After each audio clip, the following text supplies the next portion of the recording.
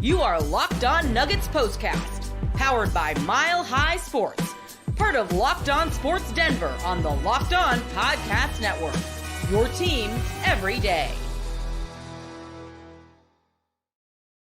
What is up, Denver Nuggets fans? Hope everybody is hanging in there after the Denver Nuggets blow it. I don't know if blow it's the right word, but fail to win their first game of the season, fall to 0-2 on the year, following a 109-104 loss to the Los Angeles Clippers. This is the first time the Denver Nuggets have started a season 0-2 since 2020, 2021. Absolutely brutal way to lose today. The numbers were better from beyond the arc, in particular because of their second half shooting, but they shot something like 24% in the first half, man. So the shooting woes continue, and I think the depressing part or the frustrating part about this game is Nikola Jokic went Super Saiyan mode today. 41 points, career high in threes, and it still wasn't enough for the Denver Nuggets to pull out the victory against a, let's call it like we see it, subpar Los Angeles Clippers team who's currently playing without Kawhi Leonard. That's a game last year, year before, probably even the year before that the Denver Nuggets win without a doubt, in my opinion. So we'll dive on into it. I'm your host, Aniello Piro. Hope you guys, like I said, are hanging in there out there. I'm live from Ball Arena watching them get ready to, it looks like they're converting the court for the Avalanche game. Yeah, because the Avs play tomorrow. You guys can follow me on social media at Media by AP. And guys, make sure to subscribe to the Locked On Sports Denver's YouTube channel. That way you guys never, ever miss an episode of your Locked On Broncos, Nuggets, Buffs, and Rockies postcast, all hosted by yours truly. And I'll have the Buffs postcast coming up later this evening as well, as the Buffs are getting ready to take on Cincinnati. Should be a good one tonight. We'll be live at number 38 for that one. But I was listening to the first quarter and a half from the car. I was actually doing play-by-play for Colorado School of Mines football up in Golden today. And I was listening to Jason Kosmiski, the Denver Nuggets radio guy, just talking about how disgusting the shooting was. Denver had, let's check, what was it, 24 points? Yeah, I mean, they scored 19 points in the first quarter, and we're sitting there midway through the second quarter with only 24 points total before they turned it on. But we'll save some thoughts. But I think, like you can see on today's rundown, Jokic pops off. It's not enough. But why don't we start with Michael Porter Jr., man? Michael Porter Jr. looks absolutely lost out there. And the frustrating part about that is not only is he a max contract player, but Nikola Jokic, kind of with the vote of confidence, if you want to say, after their first game, the loss to Oklahoma City on, Thursday night, basically came out and said, we're not a good shooting team. There's only two good players that we have that are shooters, and that's Michael Porter Jr. and Jamal Murray. Jamal Murray was fine today, but Michael Porter Jr. was abysmal. I mean, there's no other way to say it. He was the only member of the Denver Nuggets starting five that failed to shoot and convert a three-point shot. MPJ today, 0 of 6 from beyond the arc, only 9 points, 4 of 13 from the field. I thought he had some good effort on defense for sure, but Michael Porter Jr., you're not paying Michael Porter Jr. is not a max contract player for his defense. Obviously, that's part of it, but you're paying Michael Porter Jr. what you're paying MPJ to knock down the three, to shoot the contested midi, to be physical around the rim and get you some points. 9 points, 9 points is not going to cut it for MPJ, especially, and I saw this take going around on Twitter. I'm not trying to be Mr. Doom and Gloom, but they lost this game. When you lose two key role players in consecutive years and essentially make no moves in free agency and are banking on youngsters in the draft to kind of make up that slack, I'm talking Bruce Brown and I'm talking KCP, two critical role players to Denver's championship run. The pressure goes up on guys like Michael Porter Jr., on guys like Jamal Murray, on guys like Nikola Jokic. I'm sure Nikola Jokic didn't want to have to score as much as he did today, but that is the reality of the situation, is he might have to be a scorer first instead of a passer first if Denver wants to have any chance to win these games moving forward. And that's what he did today, and they still lost to a subpar mid-Clippers team without Kawhi Leonard. Again, I'm not trying to sound the alarms or freak out. It's 2 games. Again, though, this is a game that they win far and away last year. This is a game that they absolutely win in the championship here.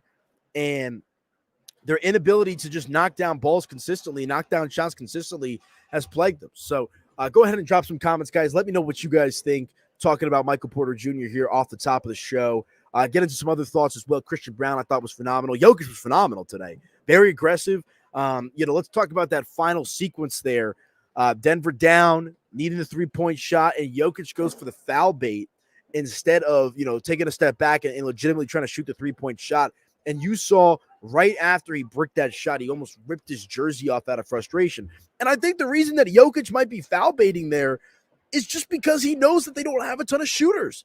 He knows that the weight of the world is on his shoulders. Like, he doesn't have a kick out KCP for the three in the corner. Michael Porter Jr. cannot hit a three to save his life right now. Jamal Murray's obviously getting a bulk of the attention from other teams. Aaron Gordon's not a shooter. Do you trust Christian Brown in that moment just yet? Right? And so it's just one of those situations where, not that Jokic was uncharacteristic today, but I think Jokic, just 2 games into the season, is already kind of feeling the pressure of needing to put the team on his shoulders from a scoring perspective. And we all know that's not going to be a recipe for success. I mean, it could be, but the lack of impact players that they have around him from an offensive scoring perspective is certainly a problem. So a lot to dive into today. Like I said, Denver falling at 0-2. The Clippers improved to 1-1. A 109-104 loss. Starters were actually fine today, though, really outside of Michael Porter Jr. Michael Porter Jr. still finished with +3 in the plus-minus, so it wasn't like he was totally ineffective. Like I said, good defense from MPJ. 38 minutes, actually led the starters, played the most. Splitting hairs here. Jokic played 37, Jamal played 37, Gordon played 36, and Christian Brown played 34. But Gordon, I thought, was fine today. 10 points, couple of assists, 5 rebounds. Even Aaron Gordon hit a three-point shot today. That's the crazy part. AG, who is not a great outside shooter, knocked down at least 1 three-point shot, and MPJ was 0 for 6. And I don't know about y'all. I'm watching the games. The body language from MPJ looks off. We saw at one point he passed out of a corner 3 to, I believe, give the ball to Aaron Gordon to shoot a mid-range shot.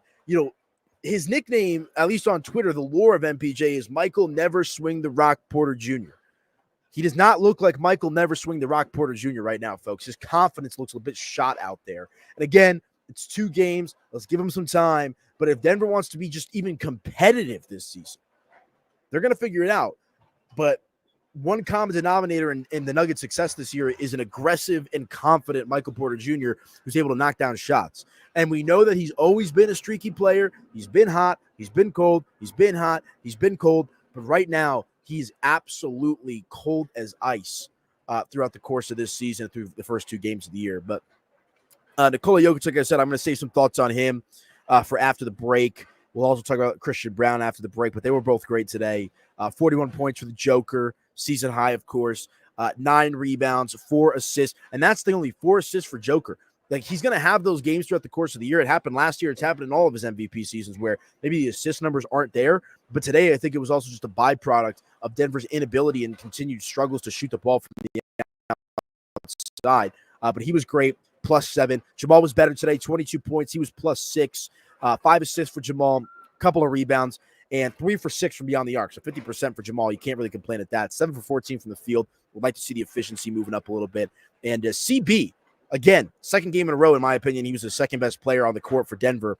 11 points, 1 assist, had a steal, couple blocks, 7 total rebounds, and 1 for 1 in his lone 3-point attempt today, 4 for 6 from the field. So Christian Brown, I thought, was phenomenal. He seems to be sliding in very, very well with the Denver Nuggets starters, which we all know is one of the major question marks that we had about this Nuggets team heading into this season. But bench was an atrocity. We'll get into that here in just a moment as well. But go ahead and drop some comments, guys. Let me know how you guys are feeling. But why don't we hit our first break, and when we come back, we will continue along with the conversation as the Denver Nuggets losing in tough fashion today, 109-104, your final score. 0-2, both losses at home. And now they're going to hit the road for a minute as well. So we'll see. Maybe it's like the Avalanche here a little bit. They started out, 0-4, then ripped off 4 wins in a row. We'll see what the Nuggets got in them. But let's hit a break. We'll come back and do just that right here on your Locked On Nuggets postcast. Back in just a moment, folks.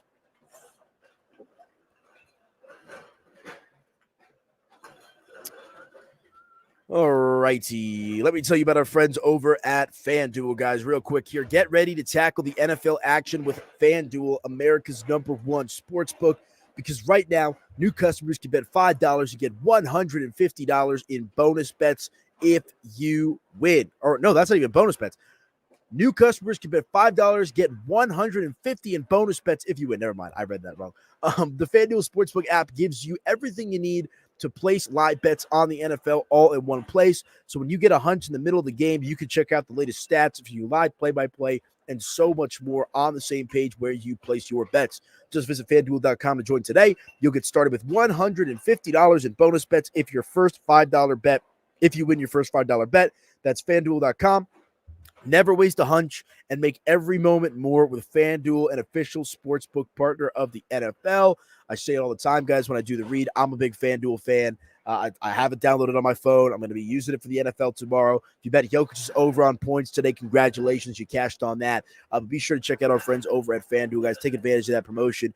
If you win your first $5 bet, you're going to get $150 in bonus bets. Doesn't get much better than that. So be sure to check out our friends over at FanDuel, guys, FanDuel.com, and let them know that Locked On Nuggets sent you.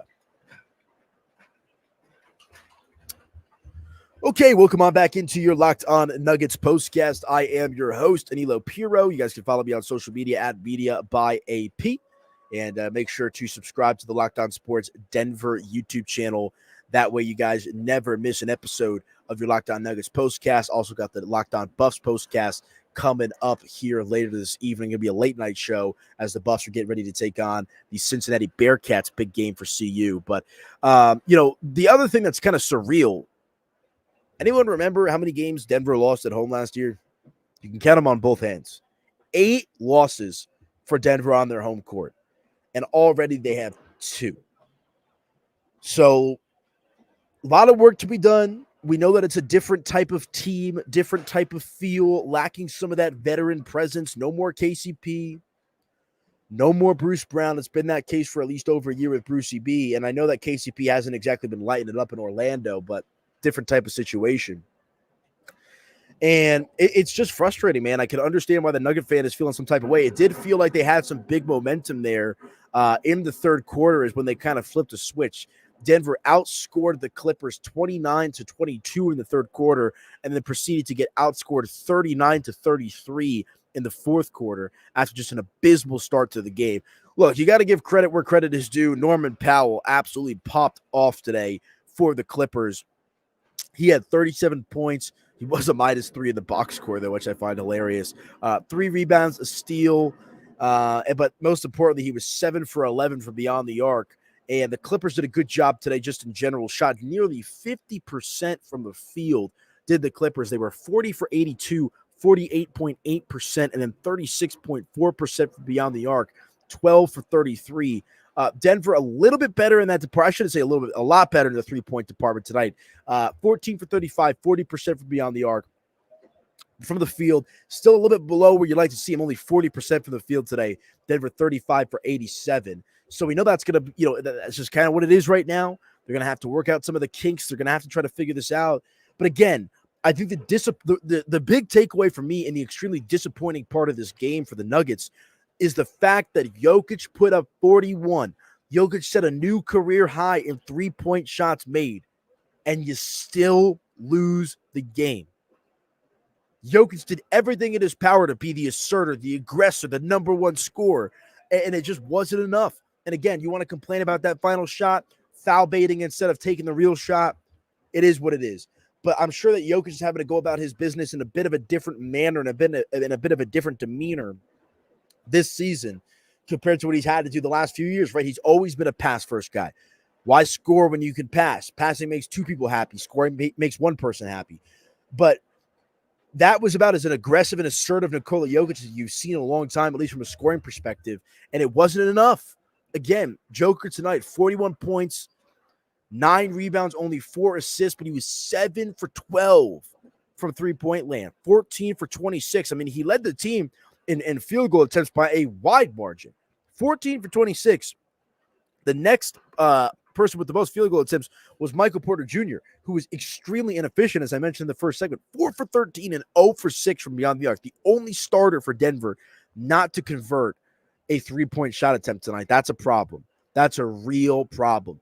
And that's the other thing is, like I said in the beginning of the show, when you get rid of Bruce or let Bruce Brown walk, I know that was a different situation, but when you really let KCP walk, you just up the ante on guys like MPJ and Jamal Murray to have to step their game up that much more. And unfortunately, through 2 games, Michael Porter Jr. has been just struggling, totally struggling. Let's take a look here at the bench here real quick as well, man. This Dario Saric experiment, not good. Not good through 2 games. He was 0 for 2 from the field, didn't attempt a 3-point shot, just a -12. I don't know what Dario Saric was doing out there for you today. Only 2 rebounds, and that's literally about it. No points scored. Peyton Watson, -7, 1 point, came on a free throw attempt, 0 for 1 for 3. Russell Westbrook, I mean, we know the nickname, Russell Westbrook. We know that. -13, only had 2 points today off the bench, 2 assists, 2 steals. I did like Russell Westbrook's energy today on defense, though. That's where Russell Westbrook is going to make a big impact late in these games and in general. He is flying all over the court. You know Michael Malone is ecstatic to have him there, for sure. Specifically because he's a veteran guy, but also because of the defensive energy that he's able to bring. He feels a lot like Christian Brown coming off the bench from a defensive perspective over the last couple of seasons. So I can't criticize Russ too much for the defensive play, and we kind of just know what he is at this point in his career, and we know that he's going to struggle to score points, but not great, especially in a game where a couple of different points, a couple of points off your bench, can swing this game in a different direction. 2 points today for Russ. Team worst, -13 and the plus-minus. And then Julian Strawther, who was -12 on the afternoon. He did put up 8 points in this game, 3 assists, 2 steals, couple of rebounds as well, but 2 for 2 from 3, including a bank shot. So, I think that Julian Strawther, you're going to have to give it, that's a legitimate guy that you're going to have to give time to, right? I don't think, maybe this isn't the best comparison, but how Broncos fans are kind of just being patient with Bo Nix, right? What is Bo Nix going to be at quarterback for this team? I think you have to kind of adopt a similar mentality for Julian Strawther. You have to just let him get some real game reps. He's played sporadically so far in his NBA career. I think Julian Strawther is going to be a nice addition for the bench. But again, the weight of the world on the Denver Nuggets starters. 11 points scored total for the Nuggets bench today. 11. 16 points for the Clippers bench. So it's not like they were just, lighting it up from the scoreboard perspective, but barely over double-digit points scored today for the Denver Nuggets off their bench. Old pal Bones Highland with a DNP today. They miss Bones Highland a little bit. I don't know. They need shooters. My boy Swiper going crazy on Twitter talking about they should have signed Chris Dunn for nothing. And maybe that's not a bad idea, to be honest with you, but hindsight's always 20/20. Chris Dunn today with 11 points off the bench, a +8, 3 for 5 from 3. I mean, you like that type of production. Kevin Porter Jr., 4 points off the bench. Nick Batum with a point off the bench. And again, Norman Powell, a little bit of an outlier type of game, was 14 for 21 from the field, 7 for 11 from beyond the arc at 37 points. I did not have Norman Powell scoring 37 points on my bingo card. I'll put it that way. But still, a game that was very, very winnable for Denver that they unfortunately came up short in. So we'll have to see how they bounce back. One more other thought before we hit a break and put a bow on the show. I thought the refs were supposed to change these foul baiting calls. What is up with that? I mean, James Harden is still getting every call that James Harden has ever gotten. And a couple of late fouls at the end that sent Harden to the line. I don't know what's going on with that. I thought the NBA was supposed to change the rules to make it more difficult, or not more difficult, but just not allow the flopping to be as important in this or in the game in general. But again, just squandering a good opportunity here tonight. They played awful in the first half, but they rallied in the second half, and unfortunately, at the end of the day, it just was not enough at the end. Bad Jokic shot at shot selection at the end, baiting the foul, and that's all she wrote. Big takeaways. Jokic not doing enough. MPJ looks completely unconfident, and the bench is still a disaster. So that's all she wrote tonight for the Denver Nuggets. But all right, let's hit our final break. When we come back, put a bow on the show. A couple of closing thoughts here from Ball Arena, and we'll get you guys on your way. If you guys have any comments or thoughts, make sure to drop them in the comment section. You'll also have your standard Locked On Nuggets podcast, Ryan Blackburn, Matt Moore, Swipe a Cam. They're going to do their thing as well. So appreciate you guys rocking with me. Let's hit a break, come back, and put a bow on the show right here on your Locked On Nuggets postcast. Back in a moment, folks.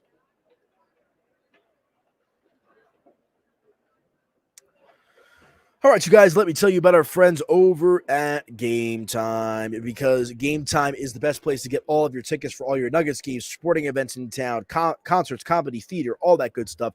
And with Game Time Picks, it makes it so much easier, guys. Game Time Picks filters out the fluff to show you only incredible deals on great seats, so you don't have to waste your time searching through thousands of tickets. Let me tell you about some of my personal favorite features on Game Time.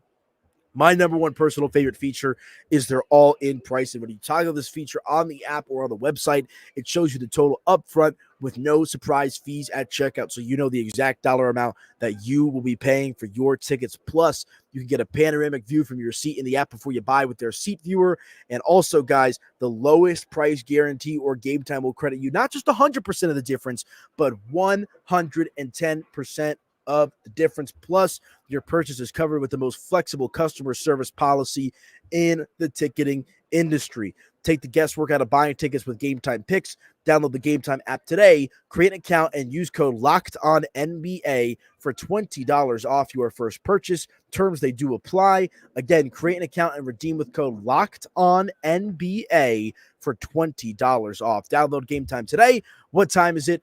It's game time. And guys, I'm an active Game Time user, big fan of their service. Make sure to check them out if you're going to some Nuggets games, you're going to some Avs games, you're going to some Broncos games, Buff games, whatever it might be. Be sure to check out our friends over at Game Time and use that code LOCKEDONNBA for $20 off your first purchase. All right, you guys, welcome on back into your Locked On Nuggets postcast. I am your host, Aniello Piro. Really appreciate you guys rocking with me here today on this Saturday afternoon. Nice little matinee game. I'm sure it'll be dark, or at least the sun will be setting by the time that I get out of here at Ball Arena. And for the Nuggets home game, guys, I'm going to do my best to do as many of these shows live from Ball Arena. So I hope you guys are going to rock with me again. You can follow me on social media by AP. And make sure to subscribe to that Locked On Sports Denver YouTube channel. Got Locked On Buffs postcast coming up later tonight. Should be a good time, hopefully a victory show. Because I went to School of Mines football today, did play-by-play. That was an L. Now the Nuggets are an L. Looking for the Buffs to right the ship. So we'll see if they can do just that. But some closing thoughts. Might be a long year, folks. You know, they're going to figure it out. They're going to be competitive. They're going to win some games. But if what we've seen through the first two games is any indication of what this season is going to be like, they're going to be closer to how they were in 2019 and 2020 and 2021 than they were in the championship year, 2022 and last year. And that's simply because of lack of formidable shooters. I tweeted it out at Media by AP on Friday. It's malpractice to have the best player in the world in Nikola Jokic and not do everything possible in your power to surround him with high caliber shooting. He's the ultimate distributor. And yes, he's the best scoring big man that I think the NBA has ever seen. But Jokic did everything he could on the offensive side of the ball tonight to put the team on his back. And it still wasn't enough. 41 points. Career high in 3 points made. And you still lose the game 109-104. That's a problem. Need to see Michael Porter Jr. improve. Jamal, can't really criticize him tonight. Aaron Gordon, can't really criticize him tonight. Christian Brown, like I said, I thought was phenomenal. But the Nuggets will not be going anywhere if Michael Porter Jr. can't figure this thing out. That is my major takeaway from today, outside of celebrating Nikola Jokic and being happy about Christian Brown fitting in. If Michael Porter Jr. cannot figure this thing out, they're going to be cooked. Simple as that. They're going to be cooked. They don't have enough spot-up shooting. And the fact that Jokic went out of his way after the first game of the season to say they're not a good shooting team, and that their two best shooters are Michael Porter Jr. and Jamal Murray, and then Michael Porter Jr. lays an egg through the first two games, his confidence is there. Look at the body language. Again, he had an opportunity today. It was a Jokic turnover. He was in his spot, MPJ, in the corner, waiting for the outlet pass, and instead of waiting for the outlet pass, he starts cutting in. Jokic tries to throw it to the corner, off his hands, out of bounds, turnover. Can't happen. Passed out of a three-point attempt earlier as well this game. So, yikes. We'll have to see how Denver tries to adjust. But coming up for the Nuggets, they got a 3-game road trip, back-to-back Monday and Tuesday at Toronto, at Brooklyn, 5:30 Mountain Time start for both of those games. And then, get your popcorn ready. Just under a week away on Friday, November the 1st at Minnesota. I mean, if Denver can't take care of Brooklyn and take care of Toronto, two teams that likely aren't making the playoffs in the Eastern Conference, I don't know what to tell you. I think it'd be great for Denver to get to 2-2 and then go into that game against Minnesota and have a little bit of a litmus test. That's what I'm looking for in this matchup, or on this road trip, rather. So we shall see. But all right, guys, that is going to do it for me on your Locked On Nuggets postcast. Again, some closing thoughts. Jokic, fantastic. Christian Brown looking nice. MPJ, not so good. Bench is abysmal. And that's essentially all she wrote here tonight for the Denver Nuggets. They were better from beyond the arc. 40% from 3, 14 for 35. Can't be upset at that. But again, that was in a generational career game for Nikola Jokic. Do you expect that on a game-by-game basis? I'm not so sure.